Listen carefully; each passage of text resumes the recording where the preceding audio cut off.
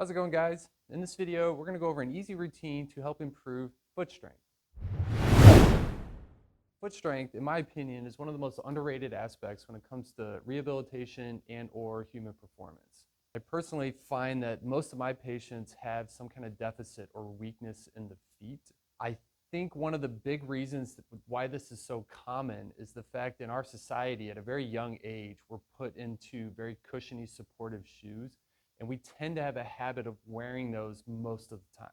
Some will call these shoes foot coffins because it can hinder or inhibit some of the development and the strengthening of the little muscles of the foot. Lack of foot strength can correlate with things like chronic ankle sprains, plantar fasciitis, Achilles tendonitis, you name it. If you look at other societies that don't tend to have the same footwear habits that we have, they go barefoot more often, you won't find as much of the foot problems that we see in our country. On the flip side, having adequate foot strength is almost an essential part of sprinting, cutting, change of direction type sports. So first tip you can do to help with foot strength is simply go barefoot more often. Barefoot without the shoes, without the socks, when you're around home and things like that. And then the next strategy you can do is actually do localized, isolated foot strengthening exercises, which we're going to get into now. All right, step number one, we're going to work on the sensory aspect of the foot. So it's like you're warming the foot up to do some of the exercises. So I use either a golf ball or a lacrosse ball. Golf ball being a little bit more focalized, lacrosse ball gives you a little bit more of a broad contact. Pretty simple, it's not rocket science. Just get it under the foot and then start digging in and just rubbing around. And I'll make this clear like right off the bat, we're not loosening the fascia up or stretching the muscles out. Really, this is more of a neurological or a sensory tool to try to get at the receptors within the skin and the joints themselves. To every part of my foot, spend a few more seconds or whatever on areas that seem a little bit more tender than other areas. I can also just move my toes while having it pressing into the foot. I'll do something like this for 1 to 2 minutes on both sides. So step one for strengthening. So we're going to strengthen what are called the interossei muscles. They're kind of in between the digits there, and really they're going to help you push together and pull apart. What I'm using here, I just took trifold paper towels, folded them up a bunch, and then shoved them in between the toes. And what I want to make sure is that there's none of them are sticking down below the toes. So I load what's called my tripod, so I try to keep equal pressure between here, and my heel. Squeeze and hold for roughly about 5 seconds or so, and then I'll relax. Really, there's no magic number. If you squeeze for 10 seconds, no big deal. Squeeze, hold, and relax. Squeeze, hold, and relax. So I'm going to do this over and over, maybe 5 to 10 sets, just to the point where I get a good fatigue within my foot. I also like to work on things with my toes extended in the air. So I'll do the same thing with my toes up in the air. Now, a lot of you are going to find that certain toes, work better than other toes, which is normal. Due to help focus on certain toes is I'll take away some of the dividers. And so now I'm focusing more on the outer 3 toes here. Same thing. So I'm going to squeeze, hold, lift, do all the same things as before. The second part of the strengthening routine of the foot is now instead of squeezing, I'm just going to spread. I like to leave the dividers in there. It's almost like it's giving my toes a little bit of a head start. Same thing. So I'm going to load my tripod, get equal pressure there, and then I just start to spread apart. Hold, relax. Spread apart, hold, relax. I also like to do these with my toes in the air. So spread, relax. And just like the first one, you'll find certain toes work better. Maybe I'll take this one away and see if I can focus on getting just those toes. And I can also use the ground to help me feel what it's like to separate there. Step 3 in the strengthening routine here is we're going to do a classic exercise called the short foot.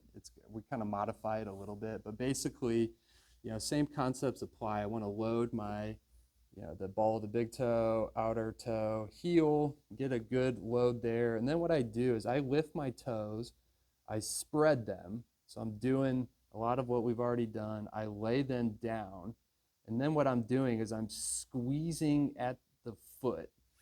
in a way, it's almost bringing my arch up, just like that. My focus here is I'm pushing down more through this part of the toe instead of here. One common thing that we'll find is almost like way too much indentation of those of the distal digits there, or white knuckling at the toes or the nail bed itself. Don't want to claw either like this. That's kind of a different exercise. This is focusing more on what are called the intrinsic muscles of the foot. I get my base there, I widen, I spread out as much as I can, I squeeze, really focusing on through there, squeeze, squeeze, squeeze, and then I'll relax, squeeze, and relax. So I'm gonna hold and squeeze for maybe 3 to 5 seconds, repeat, up to 10 times. It doesn't take long before your foot really starts to feel a little bit of fatigue. And the last part of this is, we're just building off the concepts from the previous, and we're going to do what's called toe yoga. We'll spread the toes here, and now what I'm going to do is my focus is I'm going to keep my big toe down, but I'm going to raise the outer toes like that. And then I'll switch. So I'll lay the outer toes. You notice as when I lay those down, I spread them out, and then I'm going to lift. And when I lift, I don't want to lift this part off the ground. I try to keep that there. Once you get the hang of it, you can just go back and forth fairly quickly.